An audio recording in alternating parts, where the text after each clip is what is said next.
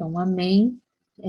Sejam todos muito bem-vindos. Eu me chamo Sara, eu faço parte da Tropa de Elite de Jesus. Nós estamos hoje em no quarto estudo, se eu não me engano, sobre o panorama bíblico do Antigo Testamento. Hoje nós veremos o panorama histórico. Eu quero contar para vocês que nós também temos um grupo no WhatsApp que faz a leitura da Bíblia. Você é muito bem-vindo. Nós temos muitas ministrações no YouTube do Tropa de Elite de Jesus.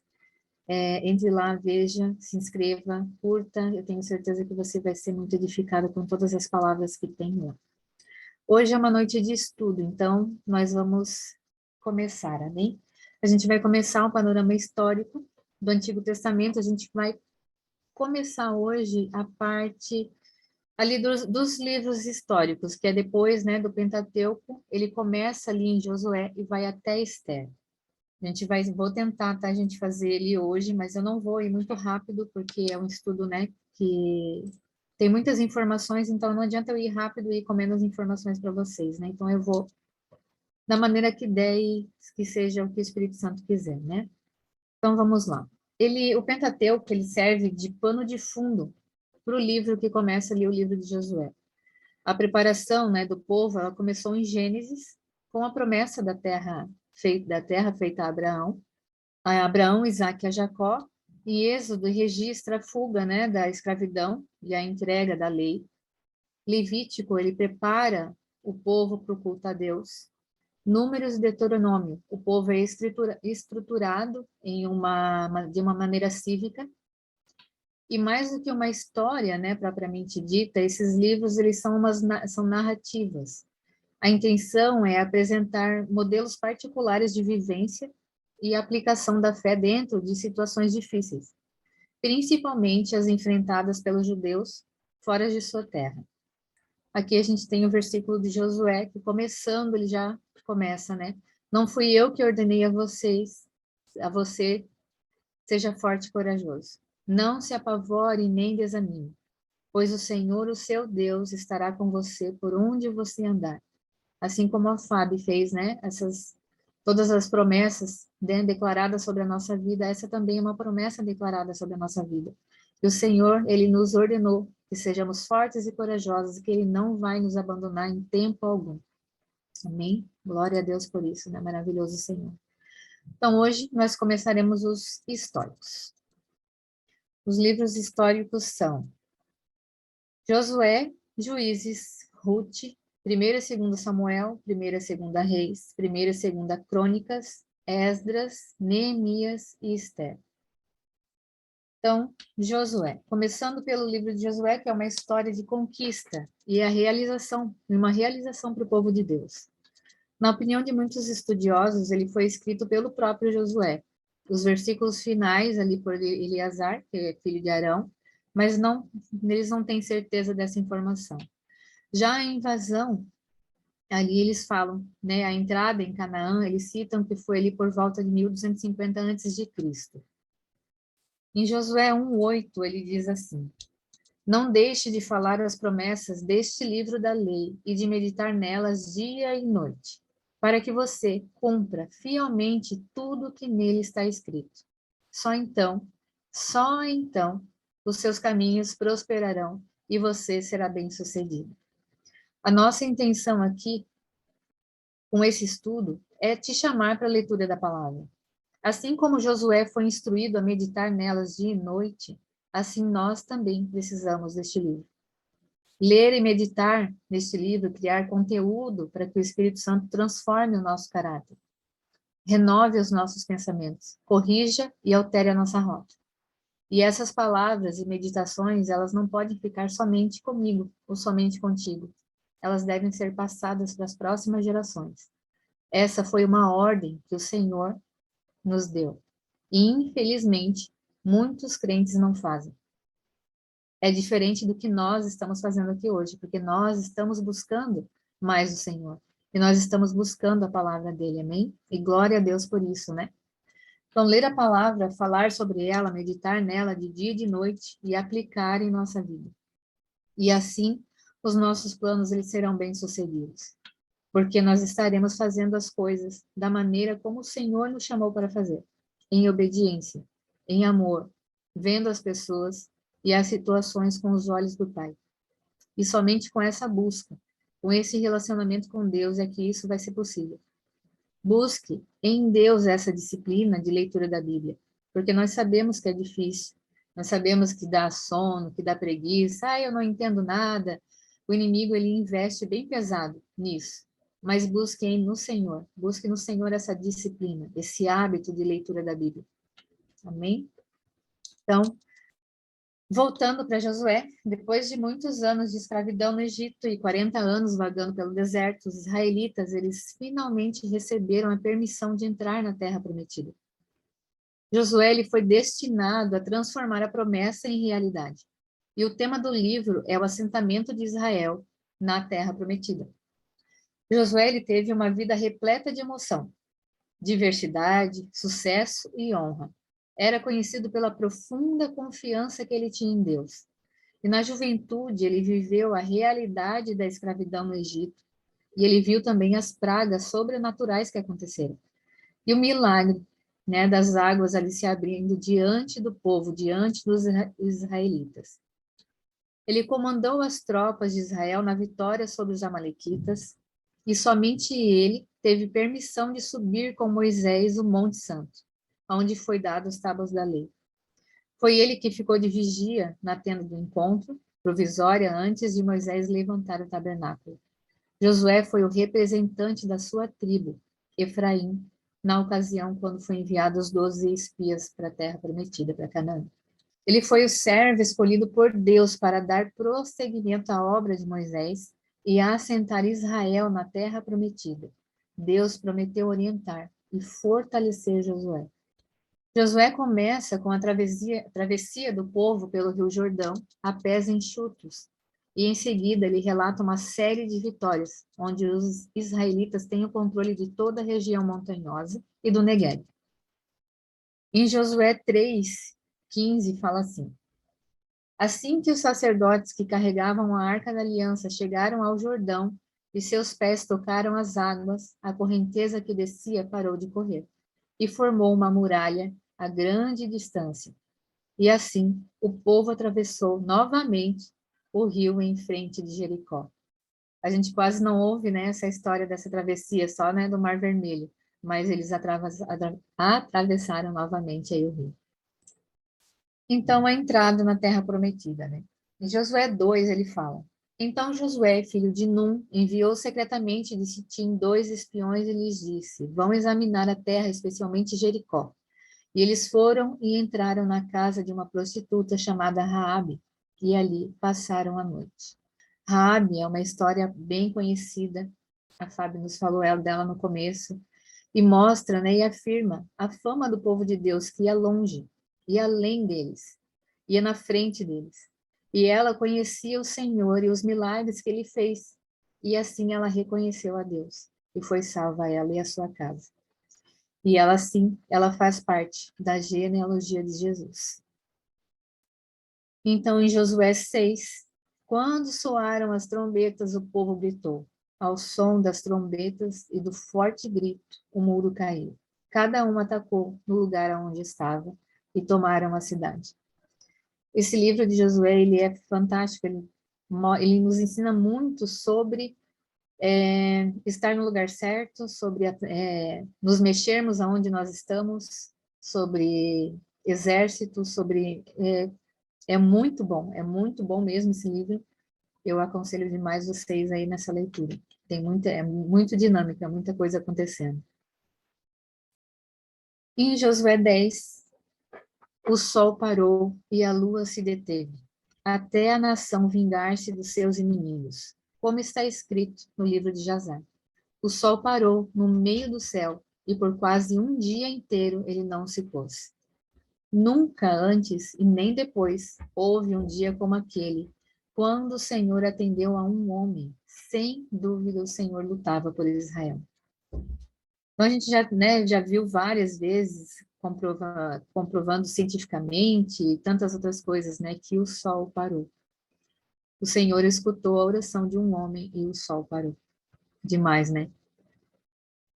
Então, no livro de Josué, ele foi escrito de uma maneira bem profética e mostra muito mais do que o desenvolvimento da nação. Ele interpreta de um modo profético a maneira que Deus tem de lidar com Israel, segundo, né, a aliança que fez. E mostra a maneira de Deus cumprir as suas promessas e permanecer fiel. Permanecer fiel a todas elas e de lidar com a obstinação dos israelitas. Né? Vamos estender aí essa para nós todos, né, para o povo santo. Apesar da lei do relacionamento especial, da aliança entre Deus e Israel, definirem a sua identidade nacional, Deus também havia prometido aos israelitas a sua própria terra. Em Josué, foi o Senhor que ganhou as vitórias e deu aos israelitas toda a terra que tinha prometido, sob juramento, né, aos seus antepassados. Em nenhum livro ele nos inspira mais coragem, dá mais sabedoria ao soldado do que este livro. Ele é repleto de verdades espirituais e é uma mensagem espiritual de vitória sobre o poder do pecado. Ele é muito bom. Então, dito isto, vamos para Juízes. Em Juízes, o livro ele não contém nenhuma declaração de quem escreveu, mas a tradição atribui a autoria dele a Samuel. O livro ele apresenta os líderes militares, conhecidos por juízes, os quais Deus levantou para livrar Israel da opressão do inimigo. O governo dos juízes ele não era hereditário, era o próprio Deus que os escolhia e dava poder. Canaã era uma terra de grande importância, né? Ela era próxima a 3 grandes impérios e era habitada por uma mistura de povos e religiões. E o livro de Juízes registra a história de Israel, desde a morte de Josué até a liderança de Samuel e o início da monarquia. Ele descreve a história de Israel de um ponto de vista teológico e espiritual. Ele registra um dos períodos mais sombrios da história de Israel, descrevendo com honestidade, né, sem nenhuma tentativa de esconder os repetidos fracassos do povo. Então Israel começou a se mostrar infiel a Deus quando não tomou posse da terra prometida conforme Deus, né, havia ordenado. Então, em Juízes 2, ele fala assim: o anjo do Senhor subiu de Gilgal e Boquim e disse: tirei vocês do Egito e os trouxe para a terra que prometi, com um juramento que daria a seus antepassados. E eu disse: jamais quebrarei a minha aliança com vocês, e vocês não farão acordo com o povo desta terra, mas demolirão os seus altares. Por que vocês não me obedeceram? Em Juízes 2, 3 fala: portanto, agora eu lhes digo que não os expulsarei da presença de vocês. Eles serão seus adversários e os deuses deles serão uma armadilha para vocês. Então, depois da morte ali de Josué, uma geração adúltera, ela, né, de israelitas, ela deixou de amar e obedecer a Deus e a lei e colheu as consequências da sua desobediência. Depois de Israel se estabelecer ali na Terra Prometida, ele terminou a peregrinação. E muitas das promessas que Deus tinha dado aos patriarcas em Canaã e aos pais no deserto, segundo a aliança, elas tinham sido cumpridas. E a terra do Senhor, onde Israel deveria descansar, já estava debaixo de seus pés. Só faltava ocupá-la. Então, tirar os cananeus e purificar do paganismo. Mas em Canaã, Israel esqueceu rapidamente dos atos de Deus, perdendo a sua identidade de povo de Deus, e se vinculou aos povos, aos costumes, aos deuses, às crenças, às práticas religiosas, junto ali com a vida agrícola e social dos cananeus. Então, Deus disciplinou seu povo, permitindo as nações vizinhas escravizar e oprimir Israel. No entanto, o Senhor se mostrou fiel e, junto às provações, ele colocou líderes para libertar o povo. Em Juízes 2, 18 e 19 fala: sempre que o Senhor lhes levantava um juiz, ele estava com o juiz e o salvava das mãos de seus inimigos enquanto o juiz vivia, pois o Senhor tinha misericórdia por causa dos gemidos deles diante daqueles que os oprimiam e os afligiam. Mas quando o juiz morria, o povo voltava a caminhos ainda piores do que os caminhos de seus antepassados, seguindo outros deuses, prestando-lhes culto e adorando-os, recusando-se a abandonar suas práticas e seu caminho obstinado. Então, isso já é quando a pessoa ela não se atenta mais ao pecado que ela cometeu. Ela já acha que está tudo bem, que segue, né, se entregando às suas próprias concupiscências, aos próprios desejos do seu próprio coração. O livro de Juízes, ele, né, resumindo esses versículos, o povo ele esquecia rapidamente de Deus e ele se voltava às suas próprias vontades. Aqui a gente vê muito claro a fidelidade de Deus, a aliança que ele fez com o seu povo, né? A aliança ela prevalece mesmo o povo sendo infiel. E ele revela o seu amor a nós a partir da sua paciência e da sua longanimidade. Deus ele usa pessoas dispostas a servir, não impedindo o seu contexto de vida. Alguns dos líderes escolhidos por Deus, eles não correspondiam ao padrão esperado. Por exemplo, né, como nós temos ali Débora, que era uma mãe de família, Gideão, que era um idólatra arrependido, Sangar, um estrangeiro, Jefté, um filho ilegítimo. Líderes assim, eles desafiam as expectativas políticas, culturais e as tradições, mostrando, né, que Deus é soberano e que ele está no controle da história e ele opera na vida diária do seu povo. Então nós temos, né, os juízes Otiniel, Eude e Sangar. Débora, o relato sobre Débora é muito, muito bom, né? No livro de Juízes, ela foi uma profetisa, ela era juíza sobre Israel e foi famosa por ser a única mulher que julgou Israel. E as suas capacidades proféticas, o seu cântico, um dos exemplos mais antigos da poesia hebraica, são lindos. Gideão, ele era um homem comum que estava malhando trigo no lagar, que inclusive nem era o lugar de se fazer isso, né? E o Senhor o chama de poderoso guerreiro. Ele nem sabia de nada disso, ele nem tinha ideia que libertaria o povo, mas o Senhor já sabia, o Senhor o conhecia. E o Senhor, ele nos conhece, né? Não pelo que nós sabemos de nós mesmos, mas porque ele é o Senhor. E não é pela nossa força, mas é o Senhor. Então, Gideão, ele foi um juiz de Israel, famoso por pedir um sinal para confirmar o chamado de Deus, para derrotar os midianitas. Que eles eram, né, poderosos. E com poucos homens eles fizeram isso e nenhuma arma. E a sua capacidade estratégica e militar foi muito boa. Então a gente tem também Abimeleque, Tola, Jair e Jefté. Sua mãe era uma prostituta. Por isso, Jefté ele foi socialmente marginalizado, que tinha, né, por isso que ele foi expulso da terra e ele era colocado como fora da lei, sem herança em Israel. Então temos Ibissã, Elon e Abdom. E Sansão. Sansão, um anjo, avisou seus pais a respeito de seu nascimento. Ele é famoso por sua impressionante força física, né, dada por Deus, e também por ceder a sedutora Dalila e fazer desmoronar o templo dos filisteus na sua última ação em vida. Sansão era meio apegado às suas vontades da carne e seus desejos, né? Então, como ele estava apaixonado por Dalila, ele acaba cedendo aos seus questionamentos sobre a sua força e conta o que não podia contar. A sua história é muito interessante, ela tem muitos ensinamentos de Sansão, e Sansão também ele tipifica a Cristo. Então, encerrando Juízes, nós temos Ruth. No tempo de Juízes, também foi quando desenrolou ali a história de Ruth.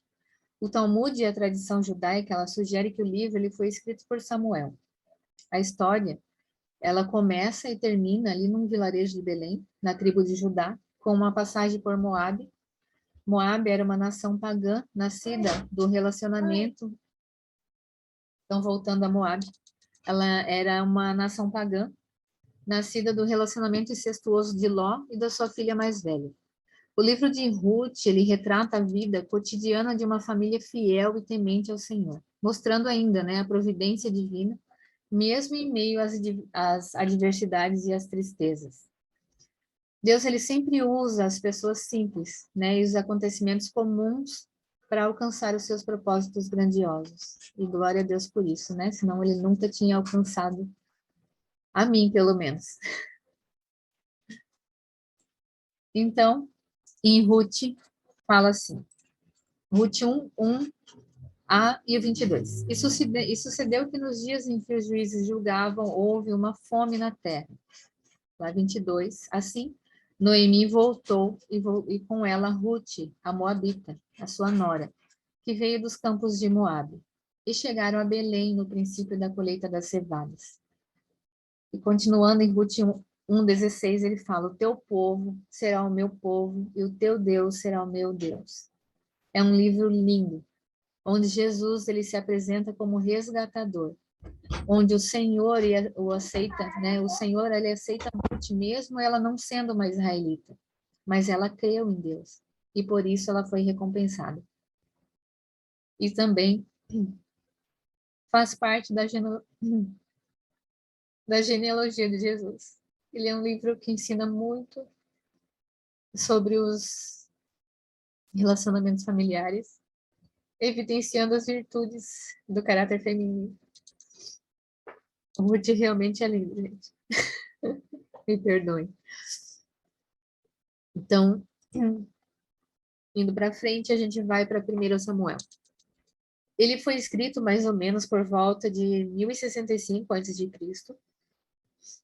E Samuel é aquele filho de Ana, né, que era estéril, e clamou ali a Deus por um filho, e ela consagrou esse filho, e esse filho é Samuel. Samuel, ele foi sacerdote, profeta e juiz sobre Israel. E ele é muito famoso por ouvir a voz de Deus ali quando ele era pequenininho, né? E sua eficácia como juiz sobre Israel. Ele ungiu Saul, ele também ungiu a Davi como rei de Israel. 1 e 2 Samuel, na tradição hebraica, elas formam um único livro. Eles recebem o nome da pessoa que Deus usou para estabelecer a monarquia em Israel.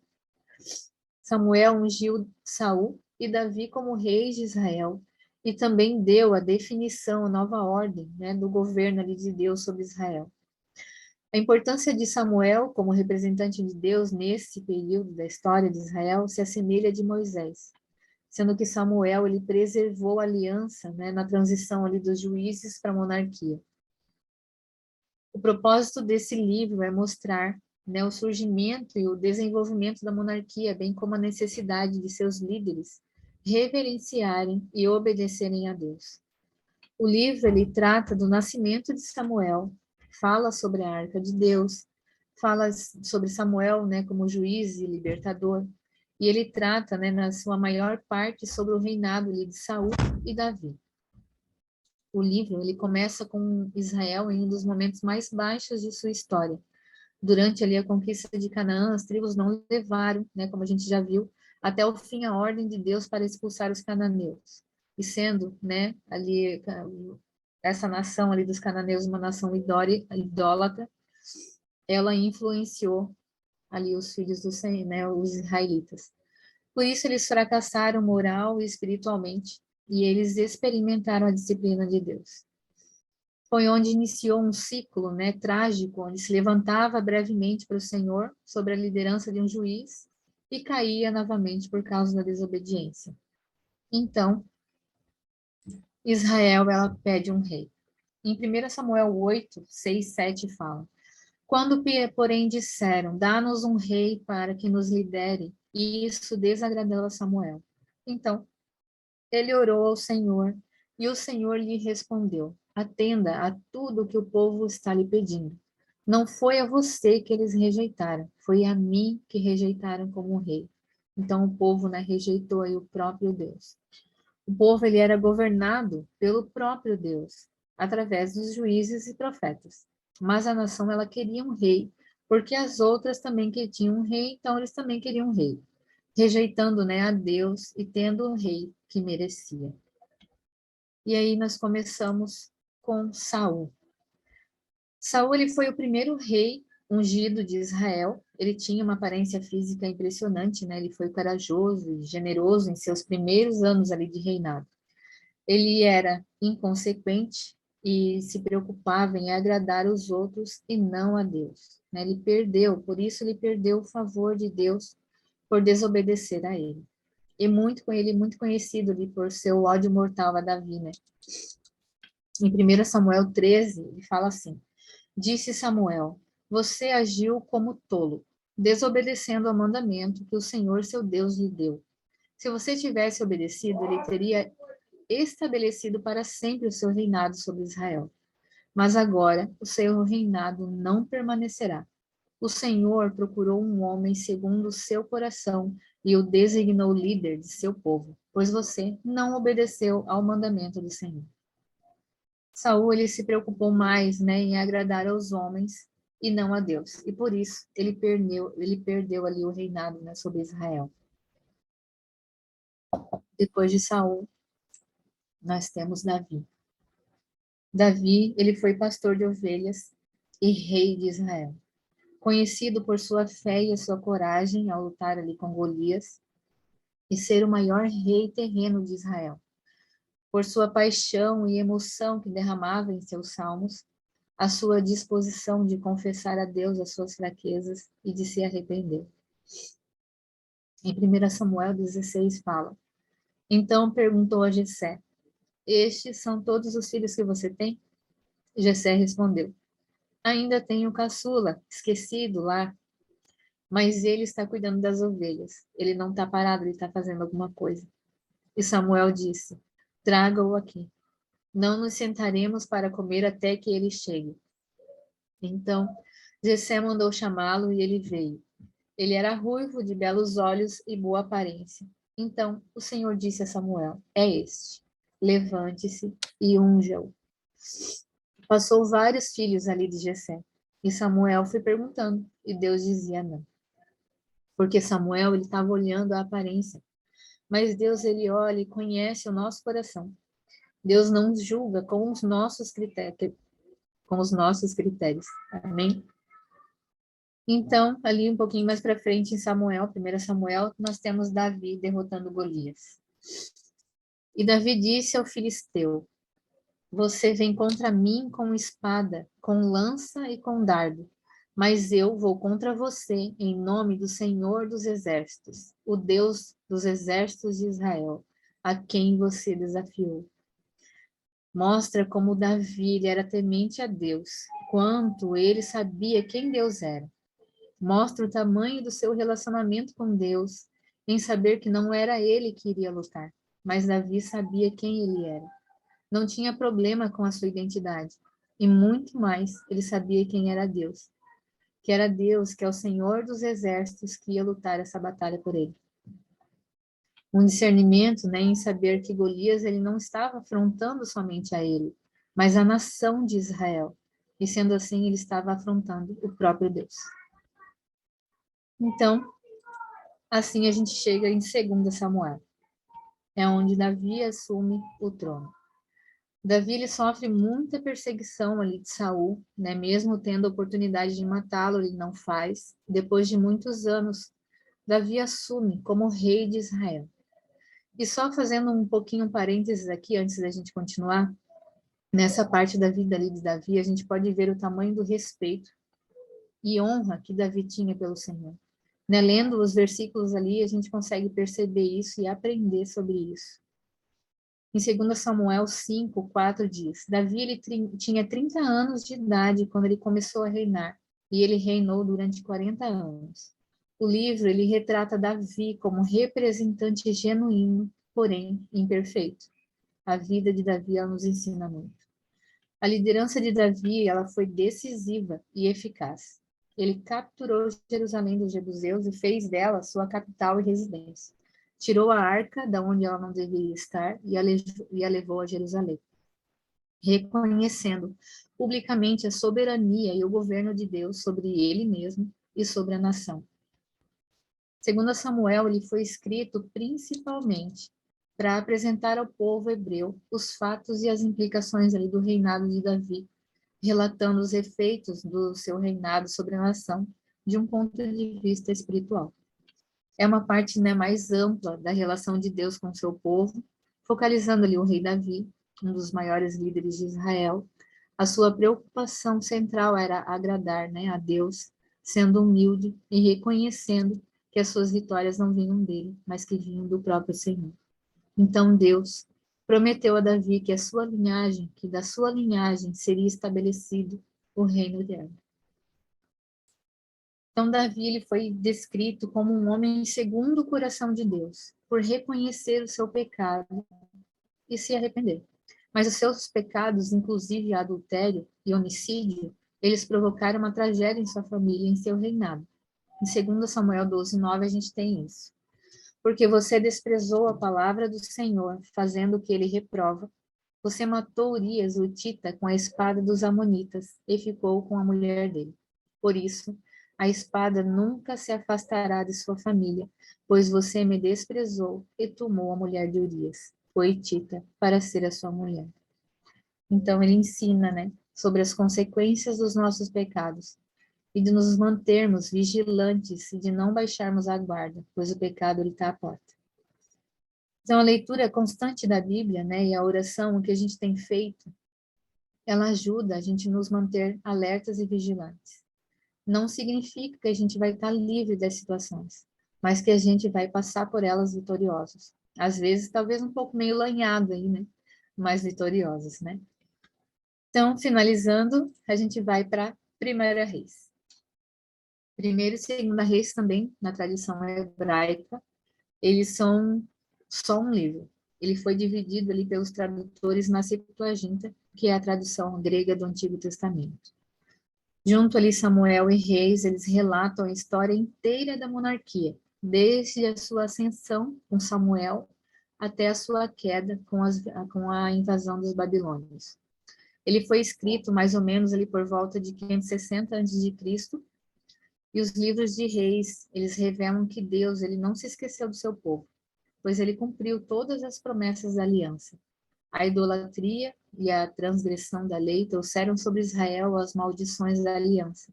O livro de Reis é um relato sobre a fidelidade de Deus à sua palavra. E aí em Reis também temos Salomão.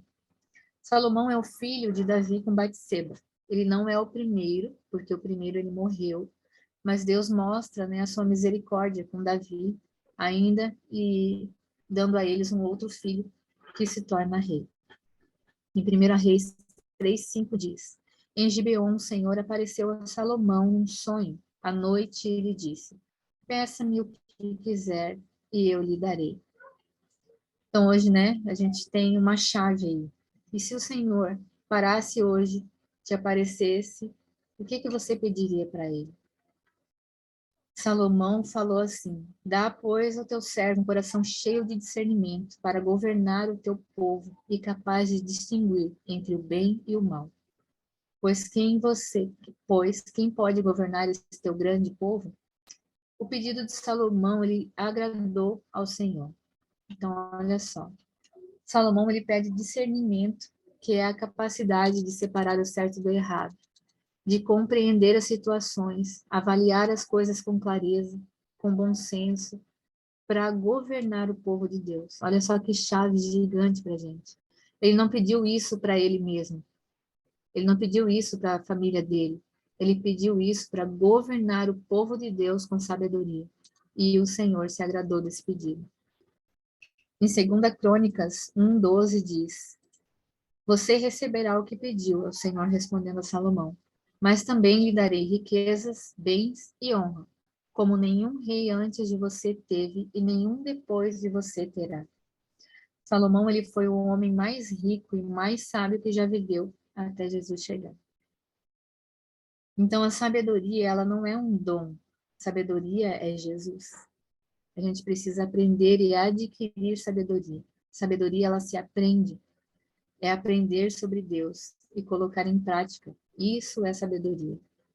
Em 1 Coríntios 1:24 fala: Mas para que os que foram chamados, tanto judeus como gregos, Cristo é o poder de Deus e a sabedoria de Deus. Então, quanto mais nós estamos aprendendo de Jesus e nós colocamos em prática, mais sabedoria é derramada sobre nós. Como nós aprendemos de Jesus? Lendo as Escrituras e tendo tempo de conversa com Ele. Deus deu a Salomão a capacidade de conhecer a Deus, de pesquisar, de estudar sobre todas as áreas. E isso ela vai se multiplicando.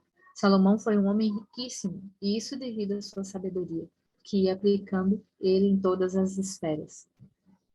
A gente vê a história de Salomão ali em 1 Reis, 2 Crônicas, Salmos temos também, Provérbios, Eclesiastes e Cantares. A pastora me apareceu ali na tela, ela estava com uma cara dizendo que já deu. Tem mais 15 minutos. Conheço a cara, tá bom, então. Amém. Então vamos para o próximo, que foi a construção do templo. Então surgiu no coração de Davi o desejo pela construção do templo, mas só quem pôde construir foi Salomão. Em 1 Reis 6:1 fala, 480 anos depois que os israelitas saíram do Egito, no 4º ano do reinado de Salomão em Israel, no mês de Zív, o 2º mês, ele começou a construir o templo do Senhor. Esse desejo, ele surgiu no coração de Davi, mas Deus disse que ele não ia construir, que era o seu filho que ia construir, porque Davi foi um guerreiro e derramou muito sangue. Então, Salomão, né, construiu aí um mega top master templo. Então, vamos para o filho de Salomão, que não teve tanta sabedoria quanto o pai dele. Os impostos eles estavam muito pesados nessa época, e Roboão não quis dar ouvidos ali às autoridades, ele acabou causando a divisão do reino. Em 1 Reis 12 fala, 3 dias depois, Jeroboão e todo o povo voltou a Roboão, segundo a orientação dada pelo rei. Voltem a mim daqui a 3 dias.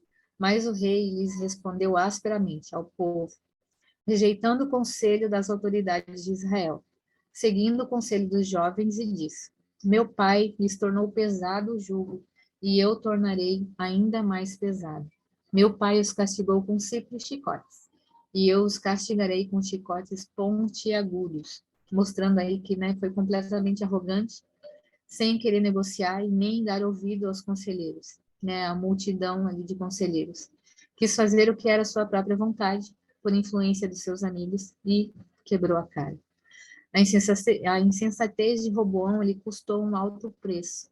E nessa parte entra aí Jeroboão, que é um dos generais do exército de Davi, e onde houve a divisão do reino entre reino do sul e reino do norte. Em 1 Reis 12 fala, desta forma Israel se rebelou contra a dinastia de Davi, e assim permanece até hoje. Quando todos os israelitas souberam que Jeroboão tinha voltado, mandaram chamá-lo para a reunião da comunidade, e o fizeram rei sobre todo Israel. Somente a tribo de Judá permaneceu leal à dinastia de Davi. Assim, nós temos ali, né, Israel no reino do norte e Judá no reino do sul. Ali as tribos, né, que fizeram parte do reino do norte, tem Samaria por capital, a tribo de Ruben, Simeão, Dan, Naphtali, Gade, Asser, Issacar, Zebulon, Manassés e Efraim. E na tribo de Judá, nós temos Jerusalém como capital, e Judá, a tribo, e Benjamim. Ficaram 2 tribos, né?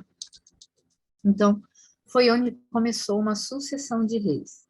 No reino, quando o rei era infiel, ele não ficava muito tempo, né? Um já se rebelava contra o outro e matava e assumia o trono. E quando um rei era temente a Deus, ele estabelecia, né, o seu reino ali por bastante tempo. E ali a gente pode falar um pouquinho sobre os profetas que foram citados em 1 Reis. Elias fala sobre Elias em 1ª e 2ª Reis, 2ª Crônicas. Ele é contemporâneo do rei Acabe, Acasias, Jorão, do reino de Israel, e Josafá e Jeorão, dos reinos de Judá. Eliseu, que pediu ali uma porção dobrada da unção de Elias, fala sobre ele em 1ª e 2ª Reis, 2ª Crônicas, e Eliseu ele viveu na época de Naamã, aquele oficial sírio que foi curado de lepra, e ele é contemporâneo ali de Jeú, Joacás e Jeoás de Israel. E Acasias, Atalias, Joás e Amazias do reino de Judá. Ele foi contemporâneo também do profeta Obadias. Obadias, ele tem um livro, né, de Obadias, e fala sobre ele em 1ª e 2ª Reis também, 2ª Crônicas, Joel e o próprio livro dele. Ele é contemporâneo do rei Acasias, Atalias, no reino do Judá, e Jeú, de Israel. Joel, ele tem um livro também de Joel, fala sobre ele em 1ª e 2ª Reis, 2ª Crônicas, fala sobre ele em Obadias e em seu próprio livro. Ele foi contemporâneo de Joás, Amazias, do reino de Judá, Joacás e Jeoás, do reino de Israel. Então, a gente consegue perceber ali quantos reis tiveram com, né, alguns profetas para realmente perceber que quando o rei ele era infiel, ele logo partia. E 2ª Reis. Ele relata o final ali do ministério de Elias, é onde pega fogo do céu para destruir os inimigos. O fogo do céu, o machado que flutua, cura do leproso, é muita ação nesse livro. O negócio quebra tudo. A gente, né, quando tem ali a invasão do rei Senaqueribe, da Síria, do norte, ali na região norte de Israel, e a estratégia da Assíria, ela era de misturar a descendência, para a nação perder a identidade. Então, ele mistura de uma forma que não se sabia mais quem era quem, que tribo era tribo, e aí já era. Nesse livro, nós também temos ali o rei Ezequias, que é do reino de Judá, que ele também foi um rei famoso, né? Que ele vira ali, ele ora, ele chora e se arrepende, e o Senhor aí restaura a saúde dele, por mais 15 anos, né? E em 2ª Reis 20, fala assim: volte e diga a Ezequias, líder do meu povo, assim diz o Senhor, Deus de Davi, seu predecessor. Ouvi sua oração e vi suas lágrimas, eu o curarei. Daqui a 3 dias você subirá ao templo do Senhor. E os profetas ali contemporâneos desse livro é Jonas, Amós, Oséias, Miqueias, Isaías, Abacuque, Sofonias e Naum, Jeremias, Ezequiel e Daniel, que foi levado ali para Babilônia. Ageu, Zacarias e Malaquias. Todos eles têm seus livros também, né? Assim, com o panorama a gente consegue perceber por que os profetas falavam, né? Traziam as palavras duras aos reis, né? Ele traz o contexto ali do que o povo estava vivendo naquela época. E não dava para ser mole com esse povo duro, né? Aqui também relata a invasão da Babilônia, no Reino do Sul, em Judá, por Nabucodonosor, que é o rei da Babilônia, com a estratégia de dominação dele era pegar os sábios e levar os cativos para a Babilônia, né? Tanto que Daniel ali, com os amigos dele, foram levados para a Babilônia. Eles destruíram as cidades, eles destruíram o templo e levaram todos os utensílios do templo para a Babilônia. E aqui ele relata como Deus permaneceu fiel à sua aliança. O livro nos mostra sobre a desobediência de Israel e Judá e dos castigos decorrentes da transgressão da lei da aliança. Porém, o livro ele termina relatando, né, relatando Joaquim, o descendente de Davi e o último rei de Judá, sendo liberto da prisão, oferecendo aí uma esperança ao povo de Deus, caso eles se arrependessem e obedecessem ao Senhor. Os livros de 1ª e 2ª Reis tratam, né, no geral, sobre a fidelidade de Deus com o seu povo e sua longanimidade. E nos mostra muito sobre o rei que assume o poder, que é conforme o coração do povo. E o rei, sendo infiel a Deus, obstinado, consequentemente, o povo se torna infiel e obstinado também. E eu vou até aqui hoje, porque senão vai demorar mais. Então, na próxima aula, a gente continua ali em 1ª e 2ª Crônicas e vai até o final em Esther. Amém?